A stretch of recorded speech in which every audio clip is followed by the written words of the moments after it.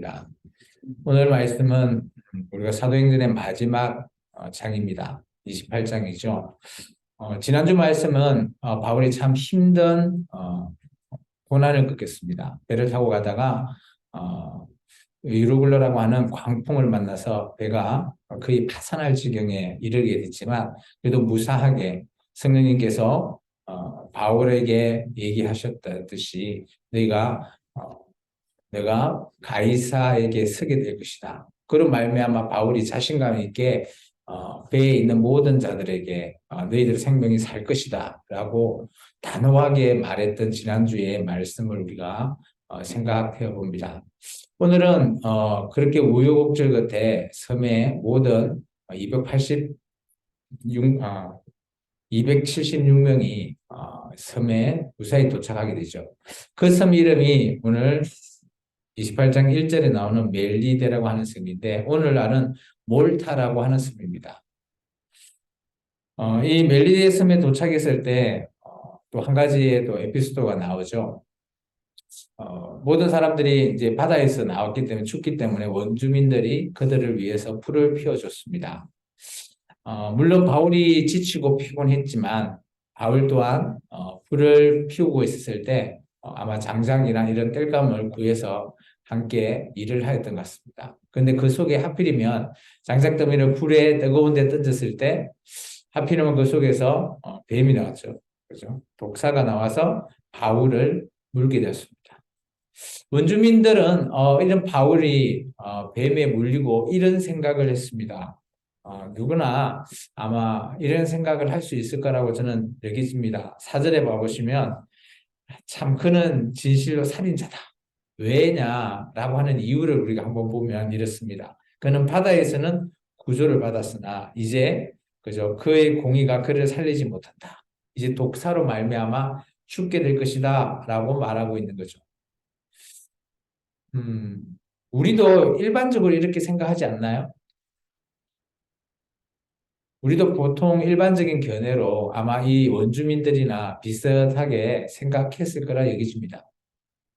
그래서 어떤 사람을 평가할 때 우리는 너무 우리가 보편적인 생각, 너무 일반적이고 뭐 우리 식의 객관화된 그런 어떤 생각을 사람들에게 적용한다라는 것이 어떻게 보면 잘못된 오류를 빠뜨릴 수 있는 그래서 오늘 이 말씀처럼 원주민의 그들의 오류에 자기들이 빠져버렸듯이 바울은 아무리 기다려도 어때요? 죽지 않습니다. 그래서 이들이 오해를 하는 거죠. 오, 저 사람은 사람이 아니라 신이다.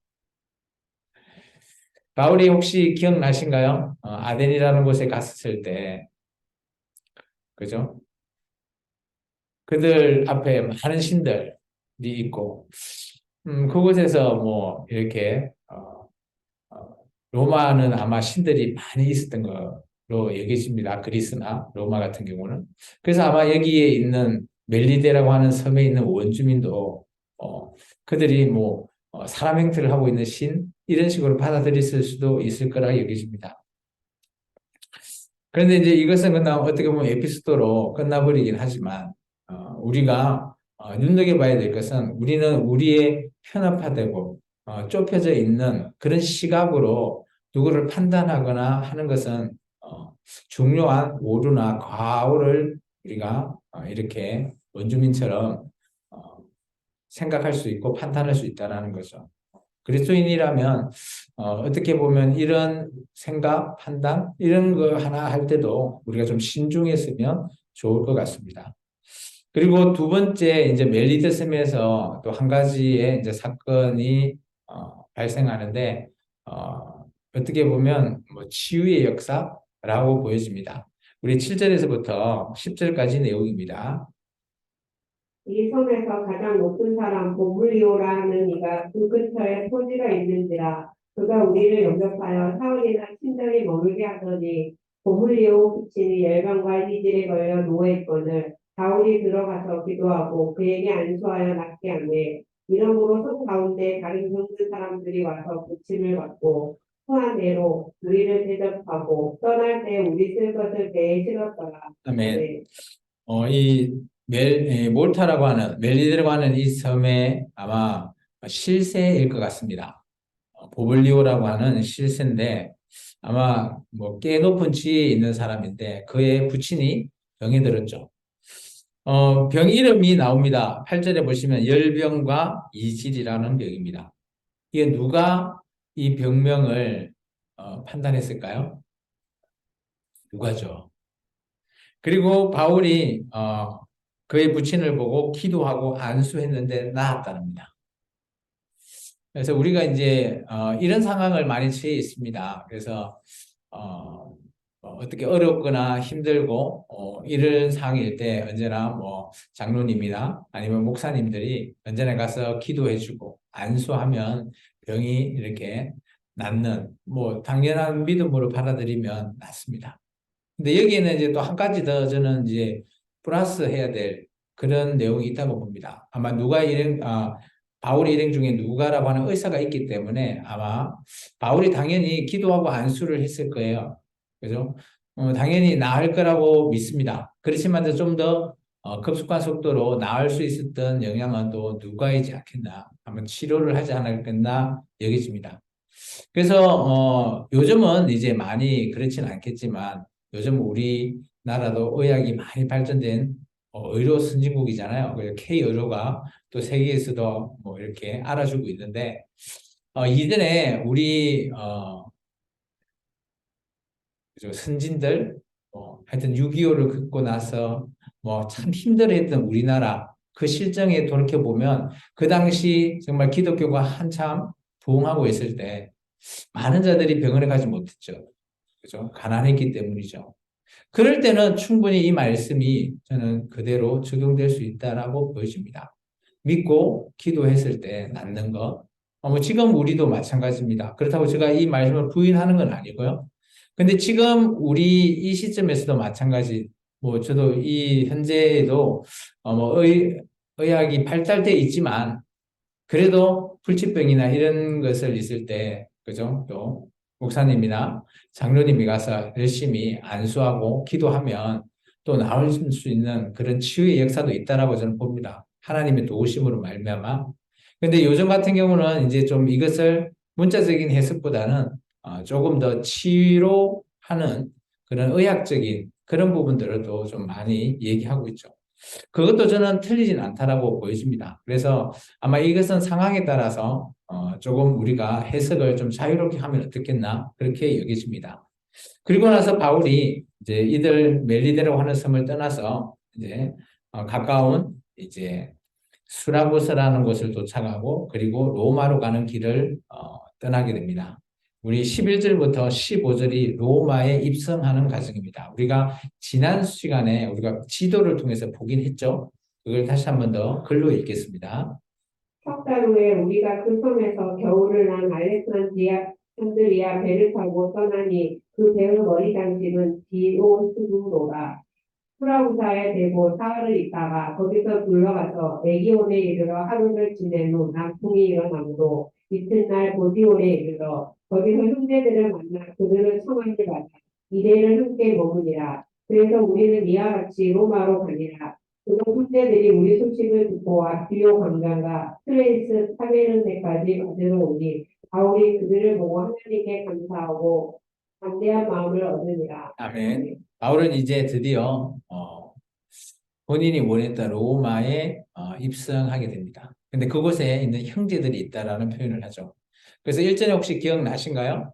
그죠? 갱그리아에 있는 베베 집사를 통해서 바울이 로마서를 보내게 되었죠. 아마 그 로마서를 읽었던 로마 각 지교회가 아마 바울을 환영하기 위해서 나온 것 같습니다. 바울 선생님에 대해서 아마 로마 교회도 참 영향력이 크고 또 어마어마하게 또 그곳에 브리스길라와 아굴라가 바울과 늘 함께 했기 때문에 그런 영향력도 또한 로마 교회가 바울 선생님을 만나기 위해서 처음 대면하기 때문에 많은 자들이 와서 환영하는 것 같습니다. 15절에 보시면 이제 아비오 광장에서부터 시작해서 이제 트레이스 타베르네 이곳까지가 길이 있습니다. 이게 2000년 전에 세워졌던 고속도로라고 하는데요. 그것이 이제 아비아 가도라고 하는 곳인데 오늘날 같으면 고속도로와 같은 것입니다. 그래서 로마가 전성을 이룰 수 있는 이게 로마는 이게 우리 이런 얘기 있죠, 그죠? 로마의 길은 어딜 가나 다 통한다라는 그런 얘기가 있듯이 그것이 아마 이 아비아가도를 시작으로 해서 모든 길이 다 퍼져나갈 수 있게끔 되어서 그런 얘기가 나온 것 같습니다. 이곳 이제 로마에 도착한 바울은 자기의 사명을 이제 또 시작하죠. 바울은 어딜 가나 전도를 합니다. 그죠? 그리고 또 이곳에 온 이유가 이때까지 가이사라에서 총독에게 받았던 그 재판을 다시 한 번 더 변론하기 위해서 또 그 자리에 섰다라고 보면 됩니다. 그래서 바울이 로마에 도착하자마자 그죠? 어, 유대인들 중에서 좀 그 당시 이게 로마에서도 유대인들 중에서 조금 이제 지도층 그런 자들을 불러서 다시 한 번 더 자기가 잘못이 없다라는 것을 변론하게 되죠. 이제 그것을 오늘 말하고 있습니다. 22절까지 읽어주세요.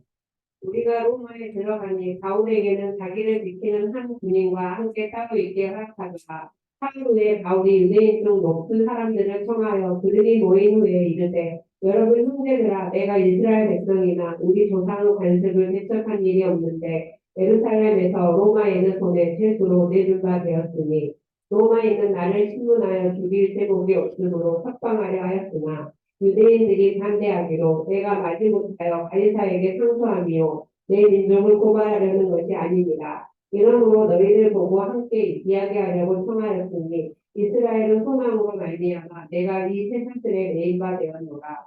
그들이 이르되 우리가 유대에서 내게 대한 편지도 받은 일이 없고 또 형제 중 누가 와서 내게 대하여 좋지 못한 것을 전하든지 이야기한 일도 없느니라. 이에 우리가 너의 사상이 어떠한가 듣고자 하니 이 파에 대하여는 어디서든지 가세를 받는 줄 알기 때문이라 하더라. 오늘 바울이 로마에 도착하고 나서 가장 먼저 한 일이 유대인 중에 높은 사람들을 청해서 이때까지 바울이 재판받았던 내용들을 다시 한 번 더 변론하게 되죠. 나는 그들 앞에 유대인 앞에서 잘못한 죄가 없다라고 얘기하죠. 죽일 죄가 없다. 그런데 나는 그렇다고 내가 우리 민족을 고발하는 것도 아니다. 그러면서 나는 이제 가이사에게 상소를 해서 여기까지 온 것이다라는 것을 얘기합니다. 그리고 20절에 봐보시면 이스라엘의 소망으로 말미암아 내가 이 쇠사슬에 매 있다. 이 말은 바울이 이렇게 죄인으로 로마에 와서 재판을 받는 이유를 말하고 있습니다. 그것이 바로 부활이죠. 이스라엘의 소망은 부활을 얘기하는 겁니다. 혹시 기억나신가요? 바울이 공회에서 얘기했을 때 사두개인과 바리새인들이 부활에 대해서 서로 간에 또 변론하고 다투었던 그것을 우리가 좀 떠올려 보시면 됩니다. 그로 말미암아 아마 로마에 있는 또 많은 사람들이 여기 22절에 보면 이 파에 대하여라고 얘기하잖아요. 그래서 아마 이 파라고 하는 것은 바울파라고 그들이 생각을 해서 바울이 전하는 예수님이 어떤 사람인지를 한번 그들이 들어보기를 원했다라는 거죠. 이게 바울이 이렇게 로마에서도 예수님에 대해서 증거를 그대로 실시했습니다. 그 내용이 어떤 내용인지 이제 많은 사람들이 바울의 얘기가 어떤 얘기인지 와서 듣고자 했죠. 그게 이제 23절부터입니다. 제가 23절부터 읽습니다. 그들이 날짜를 정하여 그가 유숙하는 집에 많이 오니 바울이 아침부터 저녁까지 강론하여 하나님의 나라를 정언하고 모세의 율법과 선지자들의 말을 가지고 예수에 대하여 권하더라. 이게 많은 사람들이 오늘 바울이 유숙하는 집 나중에 여기 보시면 30절에 보면 셋집이라는 곳에서 2년 동안 머물게 되죠. 그래서 아마 2년 동안 바울이 전했던 예수님을 많은 사람들이 와서 들으려고 한 것 같습니다. 아마 날짜까지 정한 거 보면 많은 사람들이 막 몰려들었던 것 같아요.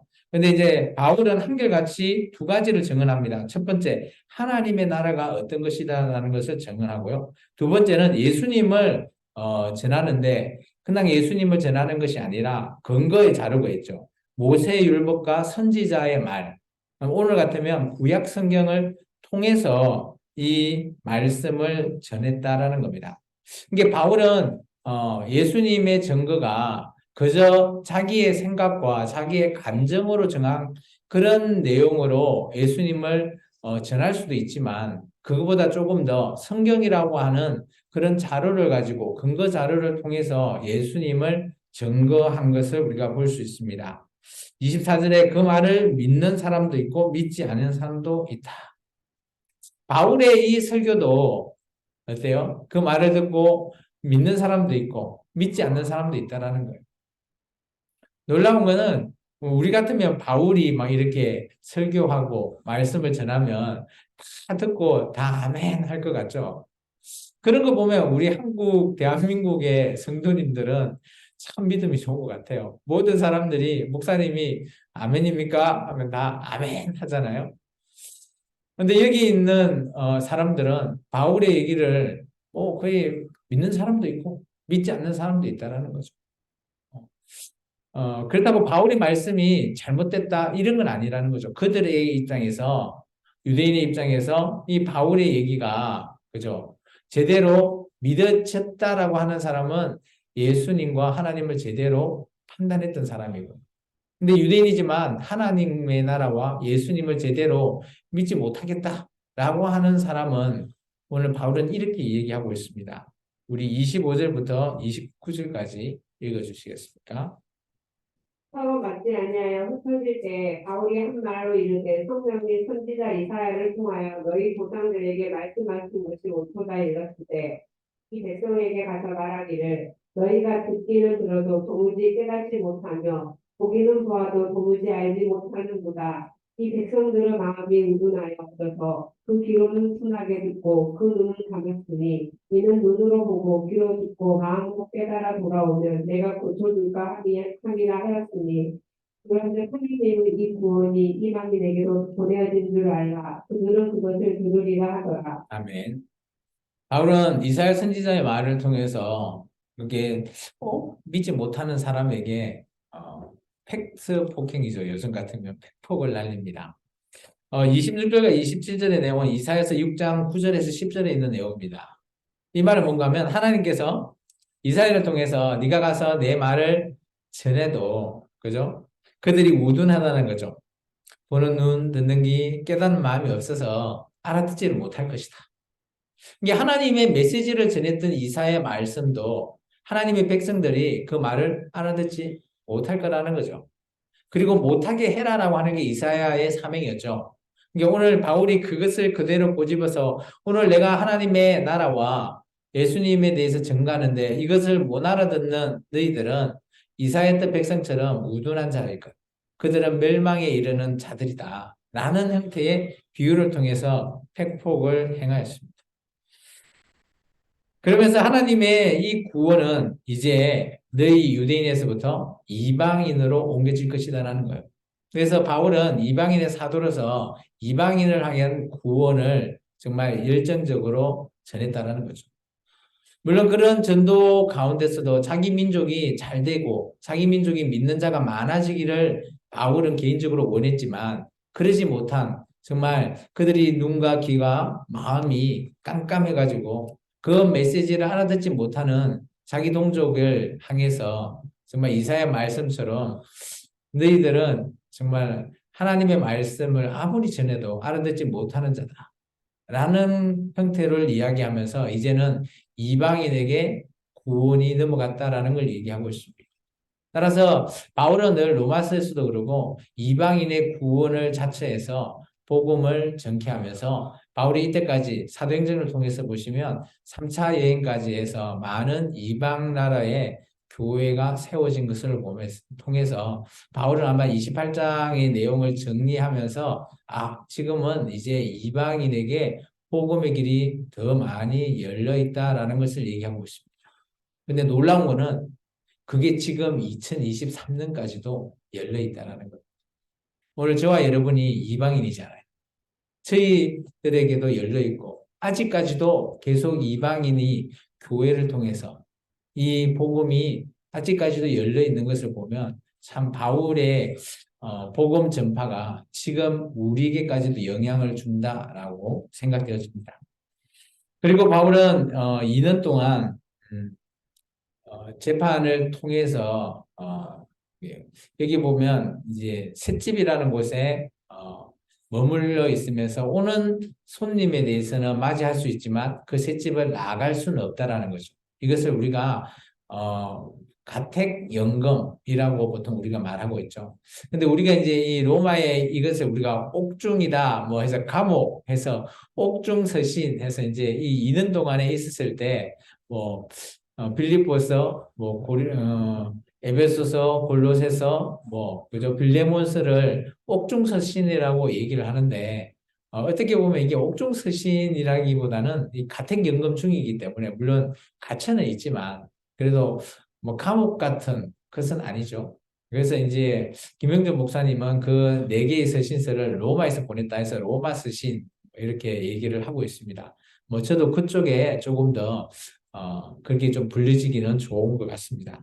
어쨌든 간에 2년 동안에 바울이 그런 서신서를 쓰면서 어떤 일을 했는지에 대해서 우리가 대략 한번 살펴봅니다. 30절에서 31절입니다. 바울이 이 바울이 온 이틀을 자기 셋집에 머물면서 자기에게 오는 사람을 다 영접하고 하나님의 나라를 전파하며 주 예수 그리스도에 관한 모든 것을 잠재하게 거침없이 가르치더라. 네. 아멘. 2년 동안, 온 이태라고 하는 것이 2년 전체, 만 2년 동안 그곳에서 머물렀다라는 거죠. 그래서 2년 동안 바울은 온전하게 로마에 머물러 있는 것으로 보여집니다. 그래서 자기에게 오는 사람을 모두 다 영접하고 그들에게 뭘 전했을까요? 그죠? 그게 31절입니다. 첫 번째, 아까 얘기했던 하나님의 나라 전파, 그리고 두 번째는 예수님에 관한 모든 것을 담대하고 거침없이 가르쳤다는 거죠. 그래서 바울은 이게 가르치는 은사가 있는 것 같아요. 그죠? 에베소에 있었을 때 두라노스원에서 2년 6개월 동안 가르치고 또 이 로마에 왔었어도 같은 연금 중이지만 어떤 이런 환경에 가르칠 환경은 아니잖아요. 찾아가서 뭐 가르치고 그럴 환경도 아닌데 재판 과정에 있고 또 매여 있는 그런 과정에서도 가르치는 이 사명을 잘 감당한 바울. 어떻게 보면 바울은 우리에게 참 모범적인 인물이라고 저는 여기집니다. 그래서 오늘 바울을 통해서 우리가 사도행전의 이 말씀을 이제 마무리하는데 그래도 우리가 사도행전이라고 하면 사도들의 많은 행적들을 우리가 보게 됐죠. 전반적으로 우리가 살펴보면 전반기에는 베드로의 행적을 따라가면서 초대교회 예루살렘 교회로부터 시작해서 안디옥 교회 이제 그 안디옥 교회를 중심으로 해서 이제 바울과 바나바의 선교 여행이 시작이 되고요. 그 이후에 또 2차 여행 이후부터는 바울의 행적이 계속 고스란히 남겨 있다. 이제 4차 로마에 이르게 하는 그래서 로마에까지 오게 된 바울의 행적이 고스란하게 사도행전에 담겨져 있습니다.